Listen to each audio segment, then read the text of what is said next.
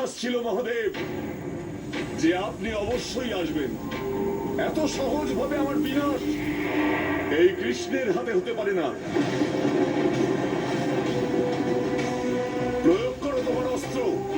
মহাদেব আমায় রক্ষা করে তার বরদানের সম্মান রাখবেন। প্রয়োগ করো। না বানাসুর,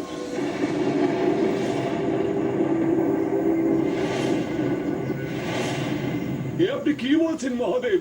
আমি এখানে তোমায় রক্ষা করতে আসিনি বানাসুর। আমার দেওয়া বরদানের মান রক্ষা করার জন্য একবার তোমাকে রক্ষা করে আমি নিজের প্রতিজ্ঞা পূরণ করেছি, কিন্তু এবার বাসুদেব কৃষ্ণের জন্য আমি এখানে এসেছি, যাতে ওনাকে ওনার বোনের দ্বারা দেওয়া বরদান খণ্ডন করা থেকে আটকাতে পারি। না মহাদেব, আজকে আপনি আমাকে আটকাতে পারবেন না। এই পর্বের সমাপ্তি তো আজকেই হবে।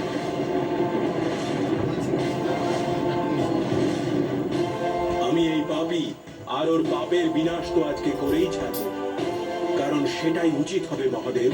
আমি আপনাকে আশ্বস্ত করছি, এই পাপ এবং সেই সঙ্গে পাপীর বিনাশ অবশ্যই হবে, কিন্তু তার মাধ্যম আপনি নন। এতক্ষণ আমি বৈরাগ্য ভাব নিয়ে এই যুদ্ধভূমিতে নিজের কর্ম করছিলাম।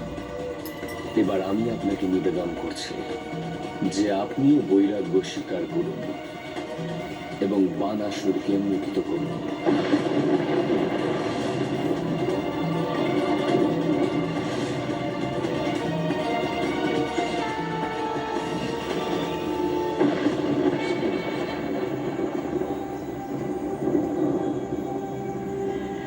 আমায় ক্ষমা করুন প্রভু।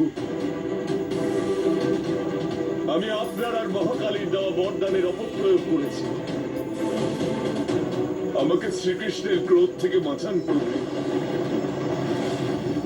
যদি সারা জীবন আমি নিষ্ঠার সঙ্গে আপনাকে ভক্তি করে থাকি, তবে আপনাকে শ্রীকৃষ্ণকে আটকাতে হবে প্রভু। ভক্ত যদি অহংকারী হয়ে যায়, তাহলে তার মধ্যে আর ভক্তি থাকে না বানাসুর। তুমি সেই মুহূর্তেই ভক্তির পথ ত্যাগ করেছিলে যে মুহূর্তে তুমি আমার এবং মহাকালীর দেওয়া বরদানের অপপ্রয়োগ করেছিলে। যদি তোমার মধ্যে এক বিন্দু ভক্তি থাকত, তাহলে এই পরিস্থিতি উৎপন্ন হতো না। আমি এখানে তোমার ভক্তির জন্য নয়, বরং আমার শক্তি, মহাকালীর দেওয়া বরদানের সম্মান রক্ষা করতে এসেছি।